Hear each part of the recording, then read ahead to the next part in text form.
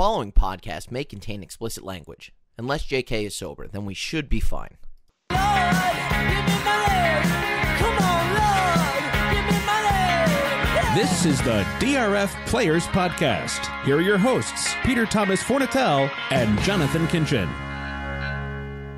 Well, folks, better late than never. Hello and welcome to the DRF Players Podcast.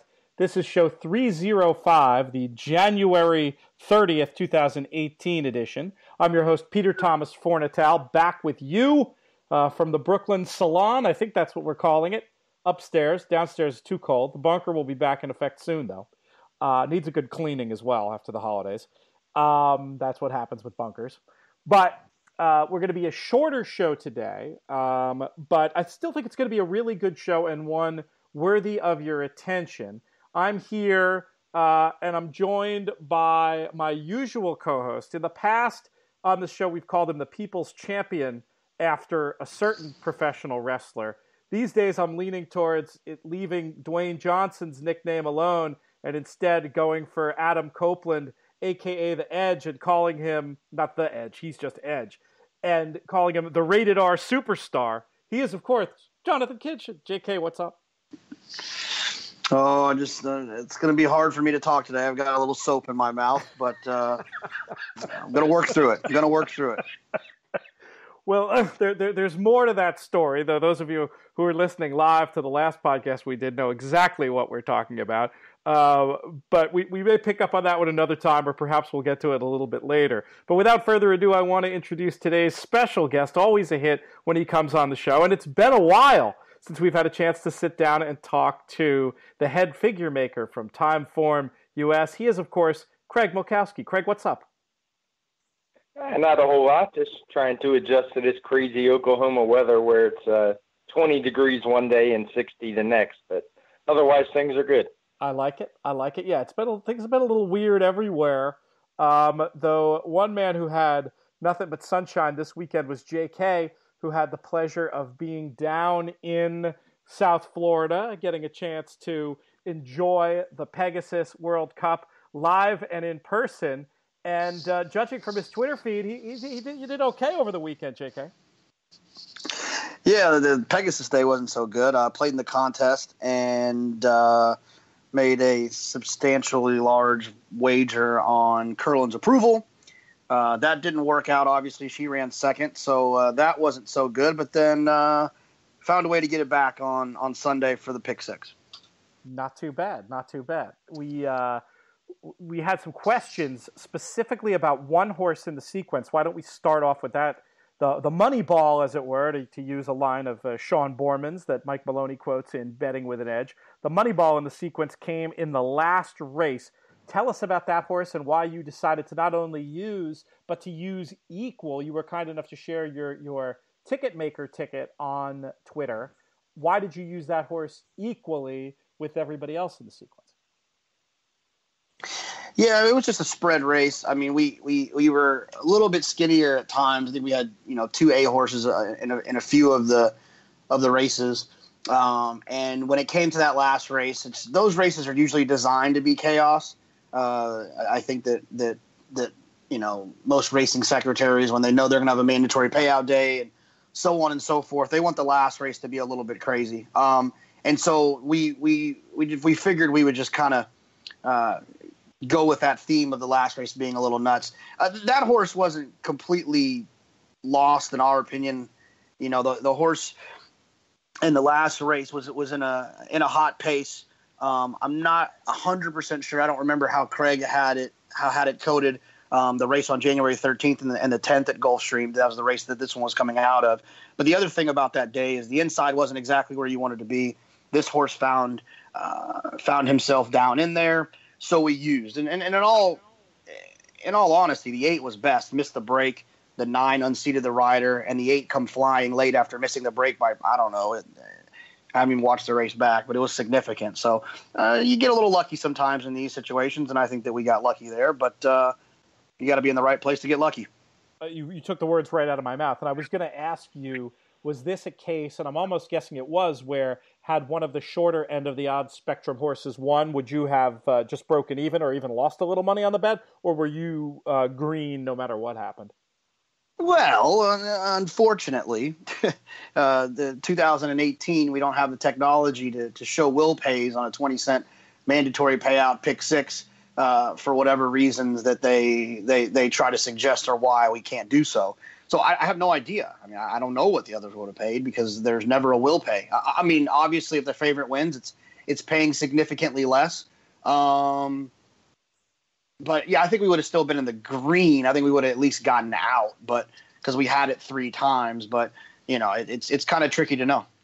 That's fair to say, and that is an issue that's probably worthy of discussion. Now, there was a whole side conversation on Twitter. We're going to put a pin in about this idea of partners and investors and etc. We're going to try to bring that back on Friday. We've got an extended show. I don't want to spend too much of our time we have with Craig locked into that silliness when I think it'll just be more appropriate to bring that up as more of an evergreen issue on Friday. Instead, I'll turn to Craig and ask him. I know you had some stats up on Twitter, Craig, about the percentage overlay that was involved in Sunday. As a horse player, did you feel obligated to participate in this Rainbow Six force out on Sunday?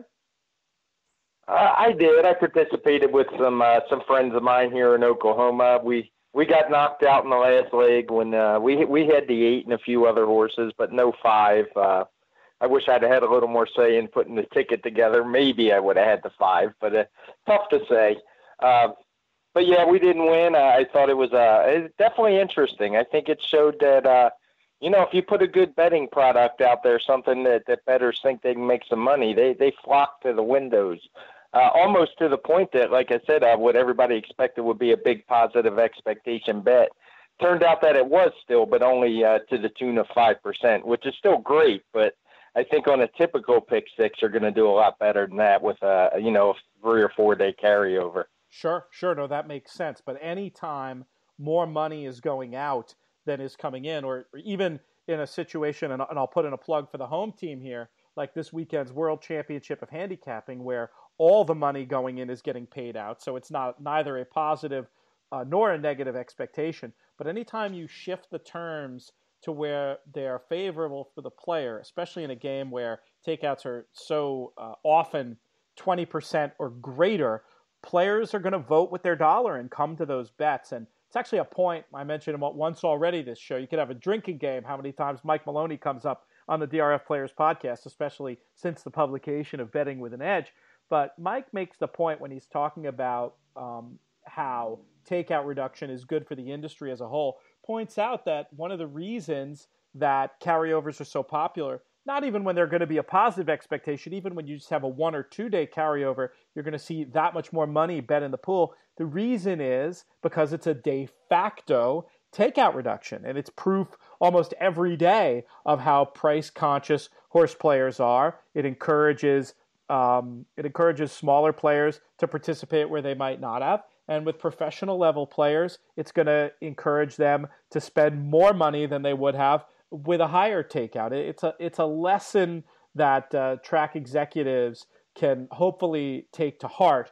Now, let's talk for a second about this issue JK raised about the lack of will pays in the last race. I heard a story about it. I'm not sure if it's accurate. Craig, do you have any info on why there were no will pays available for that 6th leg on Sunday? Yeah, a couple things. First, just real quick on the takeout. I mean, tracks already know takeout works. That's why we have rebates and that they offer rebates to their big bettors. So, that's a reduced takeout. It's just a matter of how far they're letting them trickle down.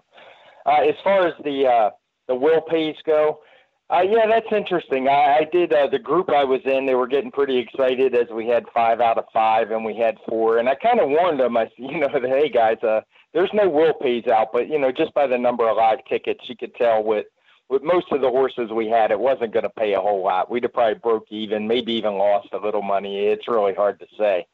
But I think there are no will pays. It goes back to when we had a late scratch a few years ago. And they had advertised that there was a horse who was going to pay out the entire pool. And then the late scratch put someone else on that ticket with the guy. So he did cash the pick six, but he didn't scoop the jackpot. And I think it was just a really bad look. And sadly to say, in typical horse racing fashion, rather than figure out a way to fix something, they just revert and do something to hide, give you less information. I'm pretty sure that was the reason that the wheel pays aren't shown any longer. That's what I had heard. There was, and specifically, I'd heard that there was a late scratch in the sequence. You guys were paying more attention than me. I was off watching Coco with Perrin and Susan, not paying too much attention to the racing while all this was going on. But I had heard that it wasn't even a late scratch. It was an early scratch, but there was something in the sequence where they were concerned about that very issue, Craig.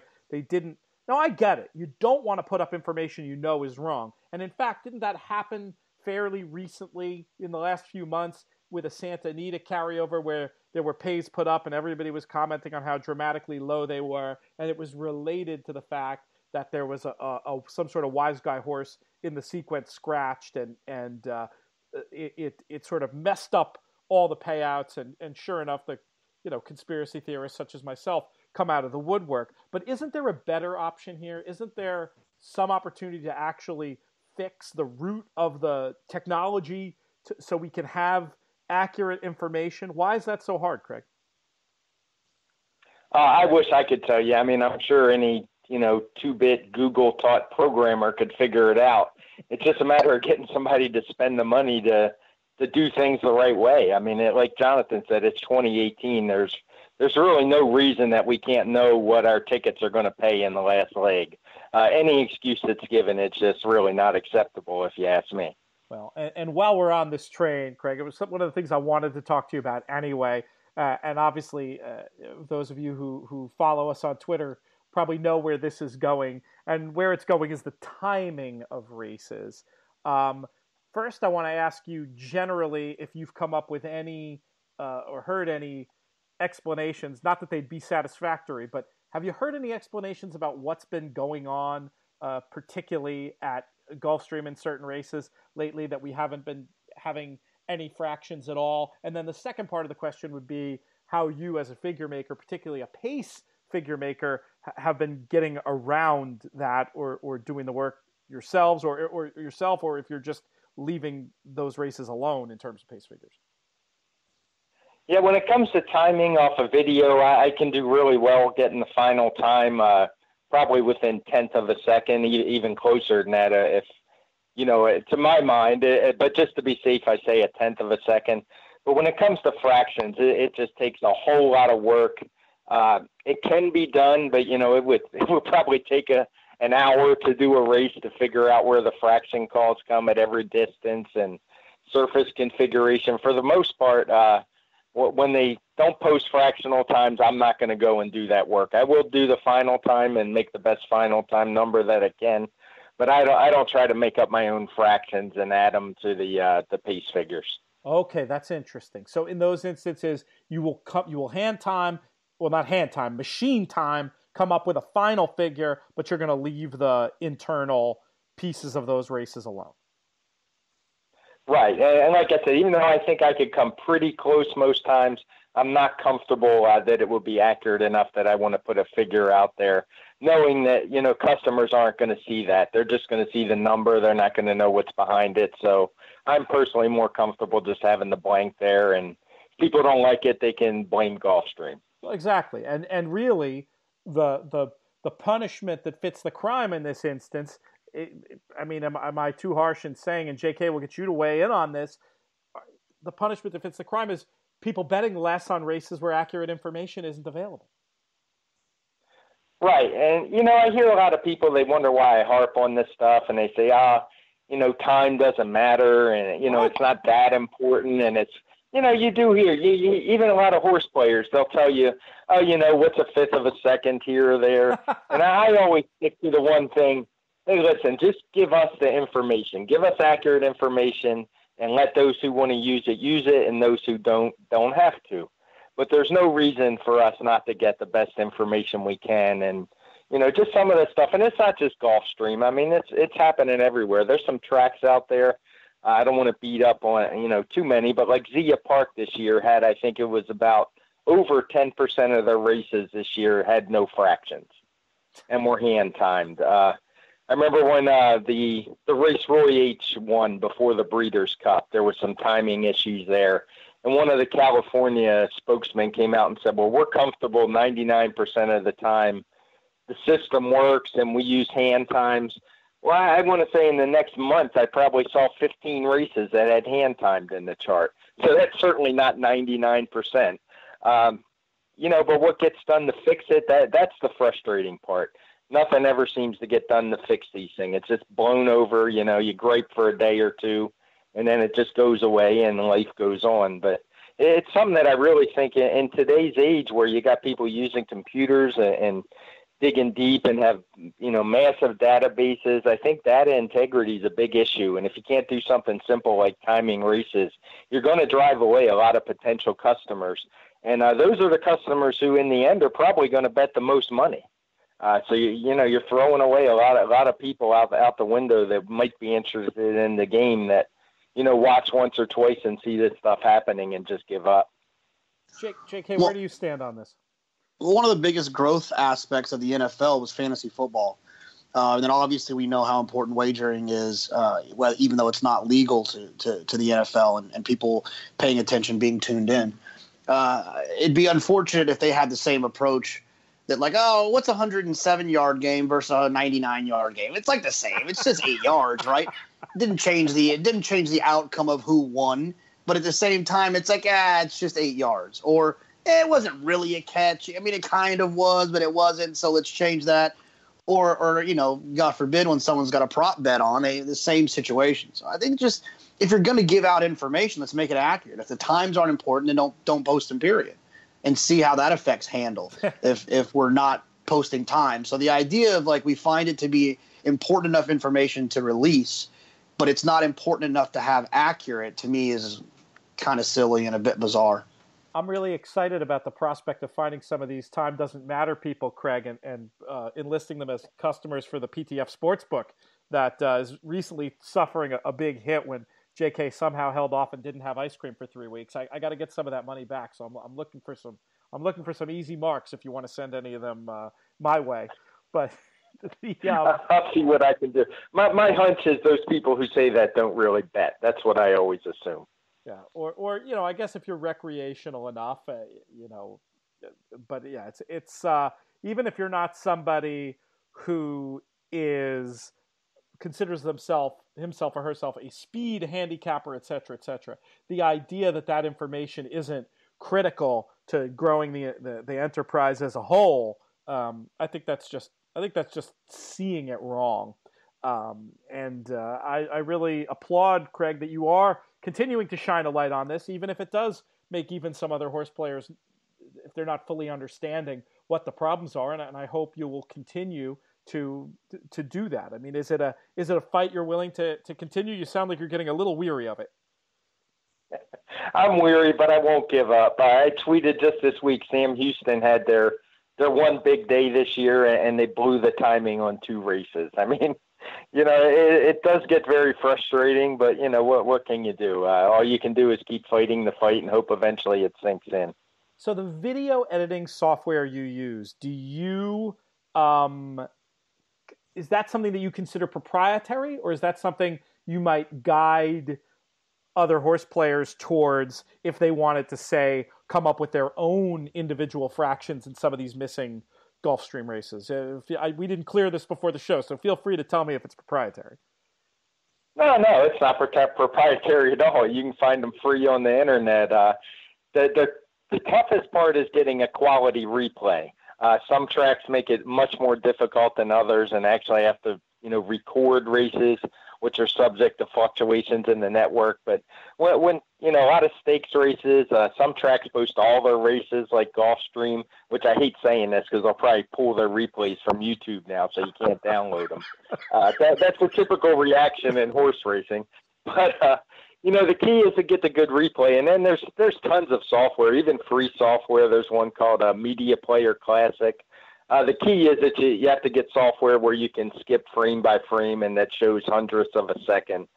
Tenths of a second doesn't really cut it, to be honest. But there's others out there that you just go frame by frame. You freeze on the wire, and you freeze, the gate. I did a whole thing on out of the gate. I'll try to post a link later today showing people exactly how to do it. I got some good feedback from that, so I think I explained it pretty well. Awesome. I'd love to. I somehow missed that segment. I'd love to check it out. And I think it's a good idea, for folks who are inclined towards doing this kind of work. I mean, it's a small percentage of the audience, and we're down the rabbit hole a little bit here.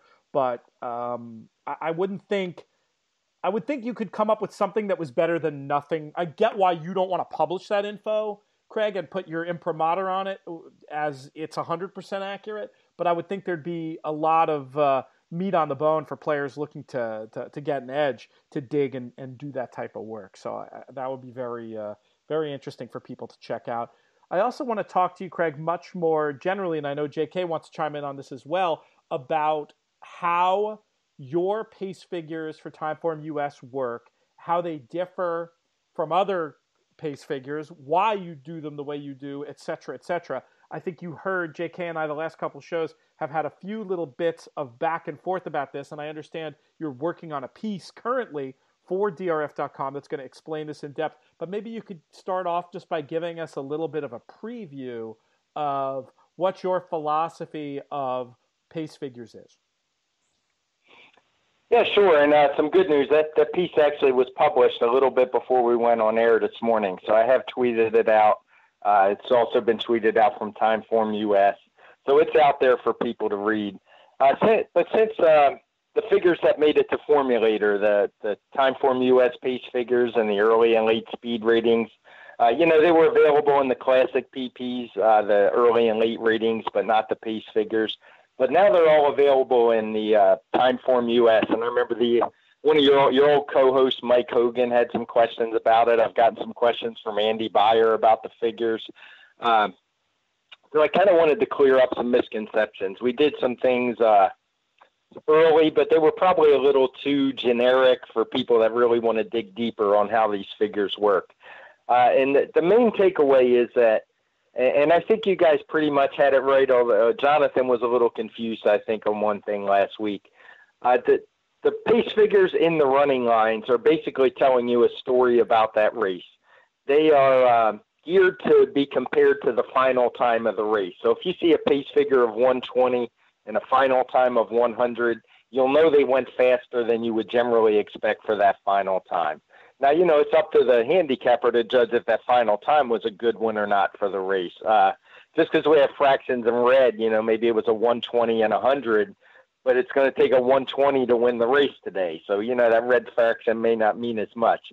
But what it's doing is just telling you this is what happened in the race. The horses went fast. They got tired early. Or, if they're blue, they probably went too slow. They finished fast. We don't know really how fast they could have ran if there was a better pace. Whereas the early and late pace ratings are kind of on a different scale. They don't really work together, and that's what I explain in the article. The early and late pace ratings are more for predicting the pace of upcoming races, where the pace figures in the running lines are telling you what happened in earlier races. The early and late ratings are for upcoming. That's what we use to build the pace projector. That's what I look at when there's going to be a hot pace, or, not even the pace projector is not perfect.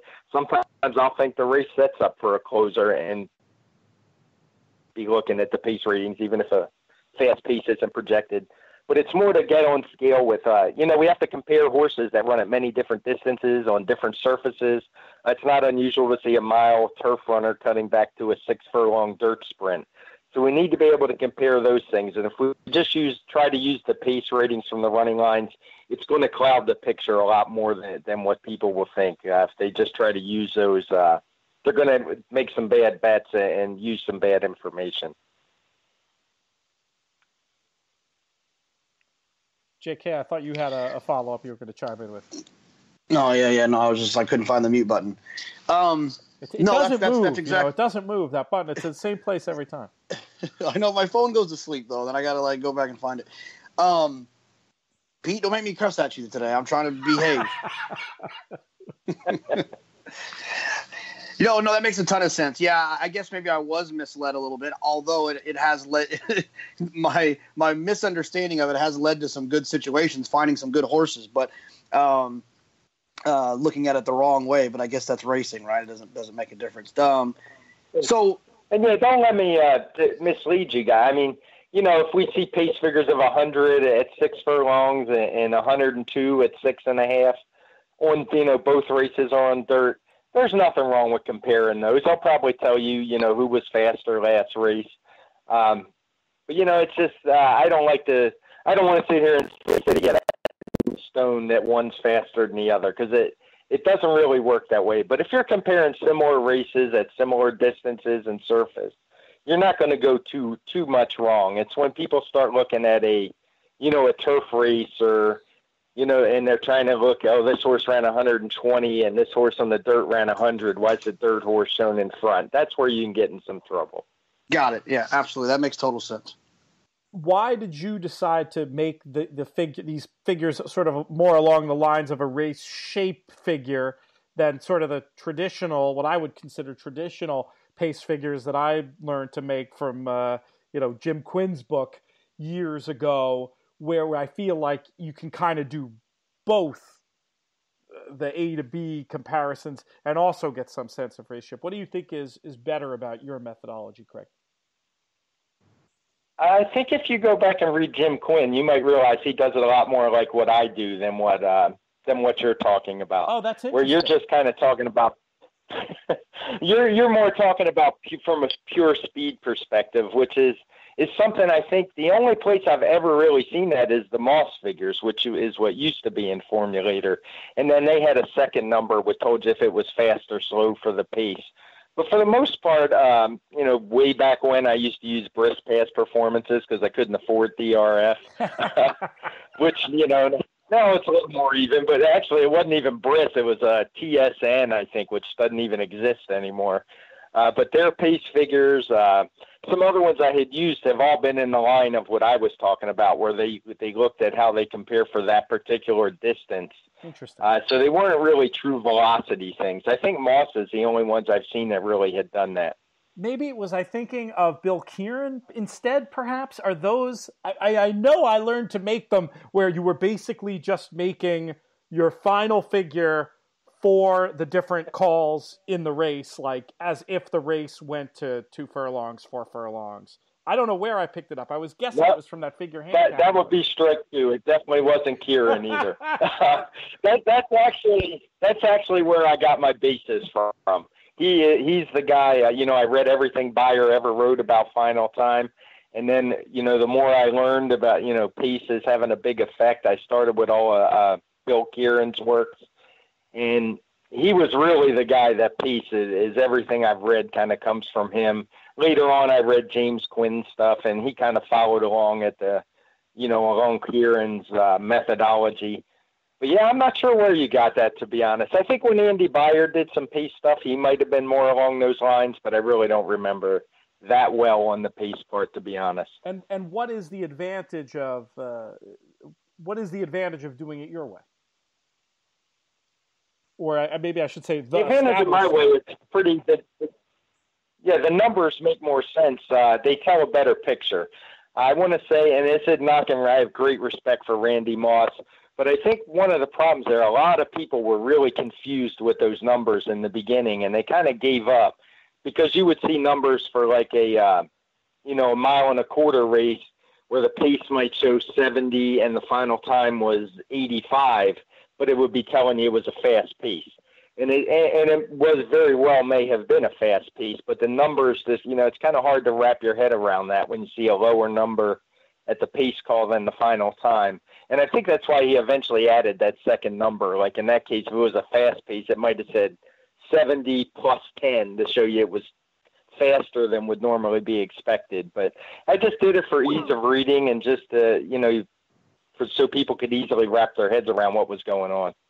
Gotcha. No, I think it makes sense, and I definitely have taken to them, and I think they do provide a very keen understanding of which numbers are to be upgraded and which numbers are to be downgraded, which at the end of the day, along with race design, is one of the key things. To me, those are the two key elements of how I use pace figures.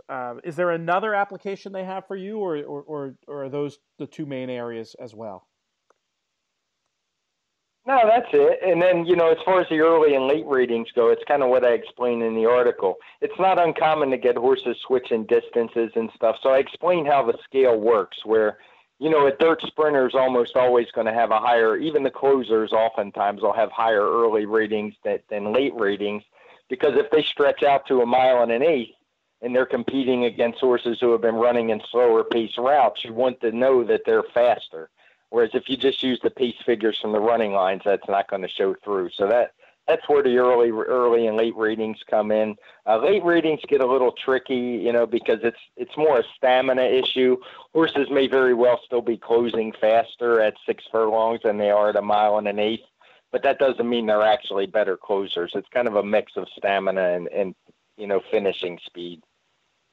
Excellent. All right. Well, thank you for that. Now, we saved what I'm thinking might be the liveliest part of the conversation for last here on today's show. We got about 12 minutes left in this truncated edition due to technical difficulties at the DRF offices back in New York edition of the pod. But I wanted to talk about the conversation, really, Craig, that you started in the aftermath of the Pegasus World Cup. I'll just start off by asking you your general impressions of that race, and then ask for you, where does Gunrunner stand amongst the best of the horses we've seen over the last decade or so? Oh, I think he's right near the top. I mean, as a bettor, I know that speed figures aren't everything. They often get over bet, so the horses that run the fastest aren't always the best bets. But as a historian, the tweets you're talking about, I just simply put out Gunrunner greater than Arrogate. And I did that just to stir people up a little bit. It's always good to get, people talking. And but I truly believe it. He was just a little bit faster on my numbers. But even if you want to go beyond that, I mean, people talk about his great races.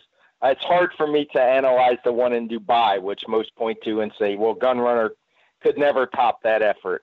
I don't rate those races. Timeform actually rated that a little lower, which would be expected because of the break he had that day. I think he was given like a 134 Timeform. But on my numbers and the races here in the States, Gunrunner's topped 140 3 times in a row. Started back in, I believe it was the Woodward. I always get the Whitney and Woodward mixed up, but I think it was the second one, the Woodward, where he won by about 10 lengths. And, he carried it right through to the Classic and did the same thing in the Pegasus. Arrogate was a really good horse, but he never hit the 140, ran 137, 139. But beyond the numbers, I mean, Gunrunner just had a longer career. I think he accomplished just as much. He did so over a longer time span, and he was just more consistent. I mean, I do hold it against Arrogate that he kind of fell apart at the end. He ran basically 3 clunkers compared to his previous form. Some people want to blame Del Mar. I'm a little skeptical of that one, to be honest. I just think Gunrunner's a better horse when you talk about overall ability and accomplishments. It's a compelling case that you make, for sure, particularly when you get down to the longevity. Here's why my knee-jerk reaction was that it was such a controversial statement.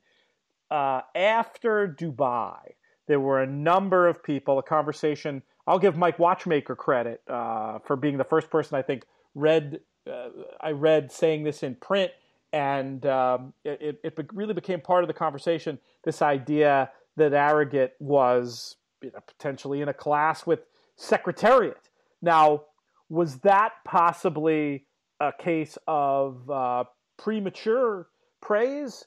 Was that, or is it also possible that Gunrunner rises to the level of the best horse we've seen in decades? JK, I'll bring you in to address that one. Yeah, no, it's just tricky, I think, for me because, and it's hard for me to swallow the topic, is because the 2 times they raced against one another, Arrogate handily defeated him. And I do agree with Craig. You do need to kind of downgrade Arrogate's greatness based on how he kind of fell apart late in his career. But it's just a weird topic for me because of the fact that, there was no excuse really for either one in either race. I mean, Gunrunner had everything his way. He the trips he's had in his last 3 races that he demolished fields in. He got that same trip in Dubai and Arrogate had the worst trip and still beat him. And then Arrogate beat him obviously at the Travers by just, and wiring him in that situation. So, well, let's not forget the classic, JK. Right. Well, yeah, but I guess you're right about that. You're 100. But I guess that problem is that's when he had already kind of fallen apart. I think the people like myself that were hoping we were going to see the real Arrogate show up, he didn't show up, and so I think we just chalked it up to the fact that he wasn't the same horse. But I don't want to fight anyone over it. I don't want to punch anyone or cuss at them on Twitter for saying that Arrogate's better. I mean, that Gunrunner's better. But that's the part of it that's tough for me is those two races. And those are the two races that, in all honesty, are the brilliant races that elevated Arrogate to that kind of greatness level. It was his Travers with the fastest race ever run at Saratoga on many people's figures. And then also the Dubai World Cup, where he overcame what was a less than ideal trip. And so it just so happens that the horse we're comparing him to was in those two situations. How do you? Yeah, and don't get me wrong. I think Arrogate was fabulous. I mean, those two efforts were good. I do think the Dubai trip thing, as bad as it was, I almost put it on the Bolt d'Oro category, where I think the outside was probably the place to be. We don't do pace figures. I think the pace was pretty darn hot there in Dubai. And I also remember Gunrunner was coming out of quarantine. He had missed some training.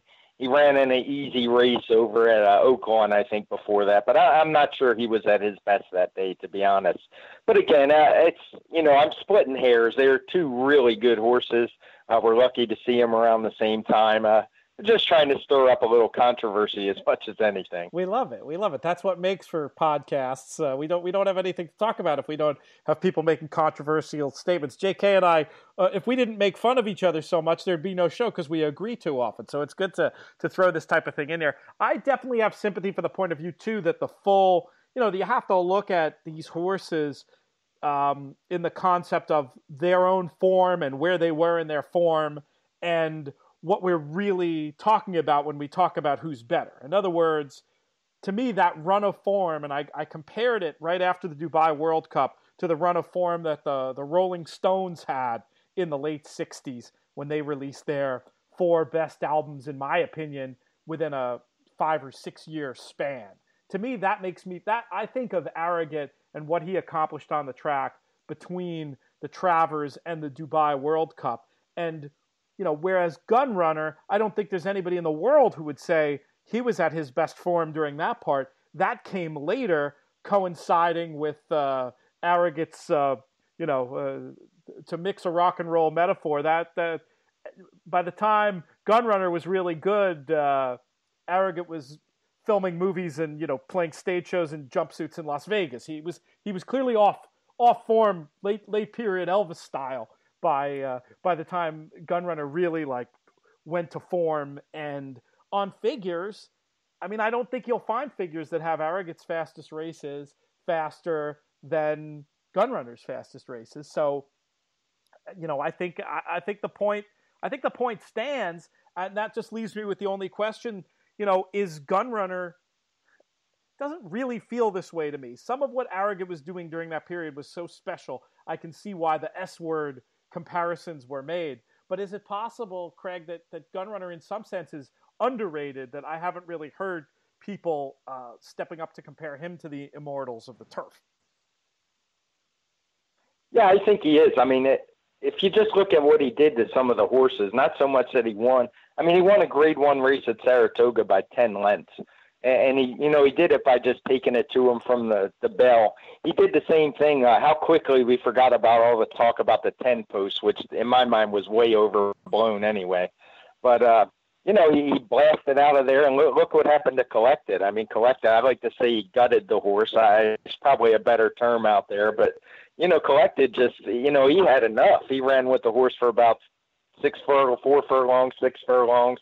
And he just spit the bit, and Gunrunner just kept right on going. And not only that, I mean, if you look at the chart via past performance running lines, you'll notice not a single horse in the field was gaining in that last furlong. He was pulling away. And that's something you just don't see a whole lot from horses that engage in a most people would say that was a speed duel, at least for 6 furlongs between Collected and Gunrunner. And he put away a very good horse and just was running away from him at the end. That was just a fabulous effort. It makes me think of several things. When you talk about the pulling away from the competition despite making the pace, makes me think of the best work of a horse like American Pharaoh. And when you mention Collected, it makes me think back to his previous race. And yes, I know there was rider intent involved in how Collected was ridden that day, but it also reminds me how often it can be a sign of declining form in a racehorse. And I think of it with both Arrogate and this example with Collected, when they sort of suddenly and unexpectedly stop showing the burst of speed, the real early tactical foot they'd had in previous races. You buy that argument, JK? Yeah, no, I know it's been something that you've talked about a lot, and Mike has also mentioned, Maloney has mentioned as well, is like that's kind of the first sign. I've heard it first in like fillies and mares, like that's where the first time I heard the idea is when they stop breaking away from the gate. That's kind of the indication that they might be ready to move on to their second career. So I definitely think there's something to that. Okay, while we're talking about horses that not showing speed, your pick in the Pegasus, JK. Well, I'll just ask it like this: what the heck was going on with Sharp Azteca? I don't know. I don't know. I guess from just circles around the racetrack, I had heard that it was the intent to rate Sharp Azteca based on the fact that he's shown he could do that. He showed that he could do that in the Cigar Mile. I don't know if that's the case or not, but I was standing with some people who weren't familiar with racing as the three of us are. And when I saw the first fraction and I saw where Sharp Azteca was and I saw where Gunrunner was, I usually don't like to do this, but it was like me trying to show them that I knew what I was talking about. At the half mile pole, I said the race is absolutely over. Gunrunner's going to win for fun. And just he had no reason not to win.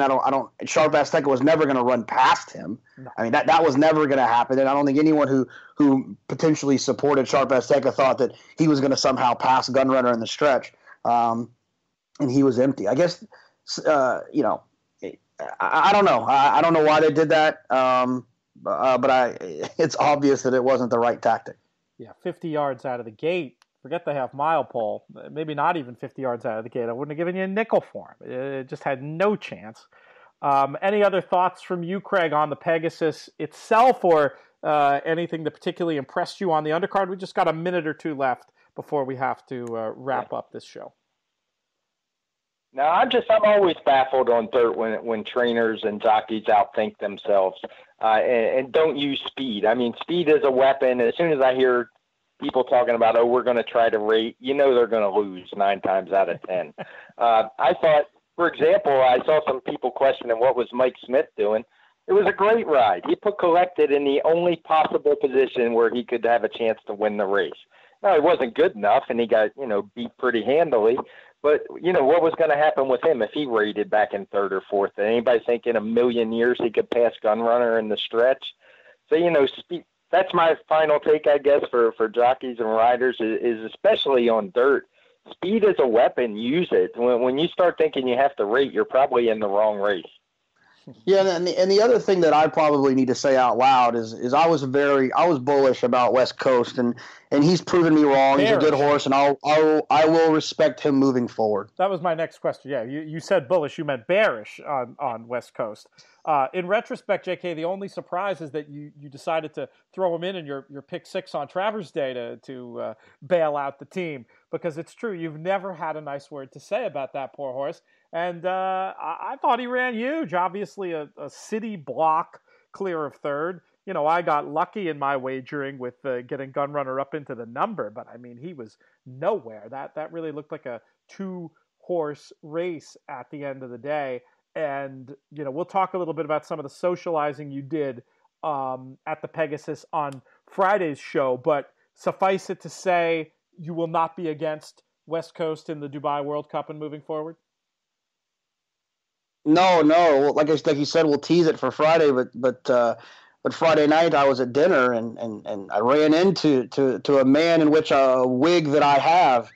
And thank God I didn't have the wig on at dinner. That would have been kind of embarrassing. But he opened my eyes a little bit to how West Coast would perform. And so I saw it coming a little bit, and I had him in second in exactas, but it was a little bit too late for to let the world know that I had had a change of heart a bit. It's embarrassing enough when you meet the rock star and you're wearing the rock star's T-shirt, a little bit of too much of a fanboy situation. I can only imagine the humiliation if you'd had the silver wig during that conversation Friday night. We'll save a little bit more on that. Last question of the show will go to Craig, and it'll have to do also with West Coast. When you're looking at him on your figures, how good do you expect this horse to be the rest of the year, and how impressed are you with this newly turned 4-year-old West Coast, Craig? Oh, I mean, he ran huge. I think he's without a doubt the best horse in training, and it's probably not particularly close looking at the gap back to third. He's a horse. He ran a 137. He may get a little bit better than that if he can hold his form, and good luck trying to beat him. All right, we've got the West Coast Fan Club convening for this issue of the DRF Players Podcast. Any final thoughts, JK, before we throw this one away? No. Looking forward to Friday. It should be fun. Yeah, we'll get some nonsense in on Friday. We were originally going to do some more nonsense today before the show got truncated, but we decided we would try to efficiently use the time we had. Lots of crazy stuff going on, lots of busyness this week, especially for me with the World Championship of Handicapping come up. Want to mention that again. For all the details, you can go to drf.com/WCH. Still some opportunities to win your way in. Check out tournaments.drf.com. Special show Friday. We're going to be starting late, 2:30. Hopefully the internet will be back in the DRF offices in New York. We're going to do this live stream in conjunction with the beginning of the Last Chance qualifier. We're going to talk strategy. We're going to preview some races. You can go ahead and buy in right now. $5,000 is the buy-in. There is no takeout. My personal, very conservative estimation at the moment is a purse of $500,000. That number will go up with every player who joins. It will be capped at $1 million if we get to the full 200. I wouldn't rule it out. Been getting a lot of inquiries, a lot of people wanting to talk about the WCH. Make sure you check it out. I want to thank Jonathan Kinchin. I especially want to thank Craig Milkowski for joining us. We'll have to have you back on again soon. So many different areas of inquiry for you that we'll be getting to. Most of all, I want to thank everybody for tuning in and listening, especially those of you who ask questions. We'll be back on Friday, going live with video, 2:30 Eastern. I'm Peter Thomas Fornatal. May you win all your photos.